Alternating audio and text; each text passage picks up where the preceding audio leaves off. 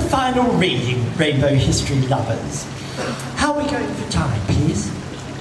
10 to 13. 10 to, oh good. This one is a little bit longer, but that's all right, isn't it? Yes. You're enjoying yourselves, aren't you? Yes. The rain's holding off. Oh, we could go on forever, couldn't we? Why not? No, this is the final reading, and I thought I would move us along to the halcyon 70s. So there's a story of the late 40s, the early 50s, the surveillance by the police, the prosecution. So we enter a new era, and something is happening, and it's very encouraging. It is 50 years ago, but I think it's starting a movement which we do see the flowering of today. And I always love to set a bit of context. Listen to this. After the austerity of the 30s, the war years of the 40s, the reconstruction and economic growth of the 50s, the youth of the free world was ready to party in the 1960s. The swinging 60s. There were radicalizing influences too. Women's liberation, black power, anti-war movements, and then right at the end of the decade, the gay liberation movement.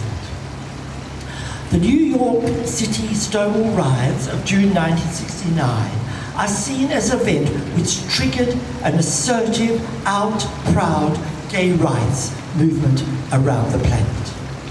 In Australia, we saw the formation of the Campaign Against Moral Persecution, CAMP, in 1971, with branches in most capital cities. It had a homosexual rights focus, with law reform as a major issue because male homosexual acts were still criminalised throughout Australia. Then along came a much more assertive, demonstrative gay liberation. Adelaide Gay Liberation Front was formed in July 1972 and its activist arm, Gay Activists Alliance, in early 1973.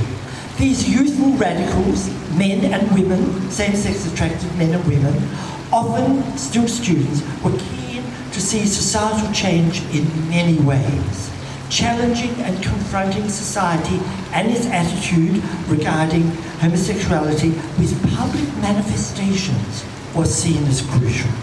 A parade which displayed this gay pride was one such manifestation. In September 1973, Gay Pride Week was held in cities around Australia, and gay pride marches were a highlight. Here in Adelaide, organised by Gay Activists Alliance, it was called the Proud Parade. And one of the main organisers, John Rourke, is with us here tonight. Give it up for John. Lovely to see you, John. A good crowd gathered in Tanganyana, Victoria Square. It then wended its way down King William Grenfell and Pompey Street, then turned in what was still Rundle Street. It was about 11 a.m. at the very height of the Saturday morning shopping frenzy. Saturday morning shopping was still a big thing back in the 1970s. The timing and the route were designed to have maximum impact. Imagine the amazement, bemusement, indeed shock of some Saturday morning shoppers as this host of youthful marchers, many in gala attire, led by pedestrians carrying large capital letters Gay Pride in lurid pink and glitter, parading down this busy street. There were flags and balloons and large banners in bold print, homosexual liberation and gay pride. And there was much singing and chanting too. 1 in 20 of you is one of us. The personal is political.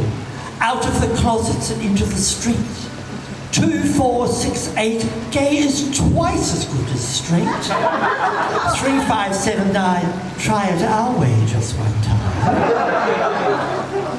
And a special anthem was written for the occasion to the tune of the Teddy Bears Picnic. If you go into the streets today, you'd better go in disguise. If you go into the streets today, you're in for a big surprise. For every gay that ever there was is out in the streets today because Today is the day that all the gays are marching. Happy homosexuals, we're homosexuals having a wonderful time today, singing, dancing and having fun, because at last we're proud to say we're gay. Oh, it was very celebratory indeed, Rainbow History lovers. Images from the march were depicted as a centrefold in the next edition of the University of Adelaide, a student newspaper, Onti, and the expression on the faces of Saturday morning shoppers is something to behold.